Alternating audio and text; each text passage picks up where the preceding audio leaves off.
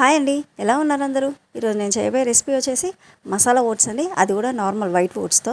దానికి కావాల్సిన ఏంటంటే ఒక ఆనియన్, కొద్దిగా కరివేపాకు, 4-5 పచ్చిమిర్చి, ఒక క్యారెట్, 2 టమాటాలు. టమాటాలు ఎక్కువ వద్దనుకున్న వాళ్ళు ఒక టమాటా తీసుకుని సరిపోతుంది. జీలకర్ర, ఆవాలు, సాల్ట్, మ్యాగీ మసాలా లేదా పెరి పెరి మసాలా కూడా తీసుకోవచ్చు అండి, అది మీ ఇష్టం. ముందుగా స్టవ్ వెలిగించి ప్యాన్ పెట్టుకొని, ప్యాన్ వేడైందో లేదో చూసుకొని అందులో ఒక 1/2 టేబుల్ స్పూన్ ఆయిల్ని యాడ్ చేసుకోండి. ఆయిల్ వేడైందో చూసుకొని ఇందులోకి కొద్దిగా జీలకర్ర, కొద్దిగా ఆవాలు చిరుపల్లాడే వరకు వేయించండి. ఆ తర్వాత మనం ముందుగానే కట్ చేసి పెట్టుకున్న పచ్చిమిర్చి, కరివేపాకు, ఆనియన్, క్యారెట్ వేసి ఒక 2 మినిట్స్ అటు ఇటు ఫ్రై చేయండి. ఇవి కొద్దిగా వేగిపోగానే ఇందులోకి మనం ముందుగా కట్ చేసి పెట్టుకున్న టమాటాను యాడ్ చేసుకొని తొక్క ఊడి వరకు కొద్దిగా వేగనివ్వండి.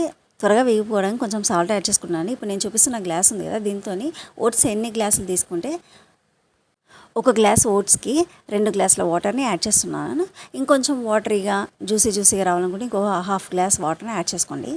చూడండి, నేను 1 గ్లాస్ ఓట్స్కి 2 గ్లాసుల వాటర్ని యాడ్ చేస్తున్నానండి. నేను ఇద్దరికి సరిపోయే విధంగా చేస్తున్నాను కాబట్టి 4 గ్లాసుల వాటర్ని యాడ్ చేసుకొని మూత పెట్టుకొని ఇలా వాటర్ బాయిలింగ్ వచ్చే వరకు బాగా మరగనివ్వండి.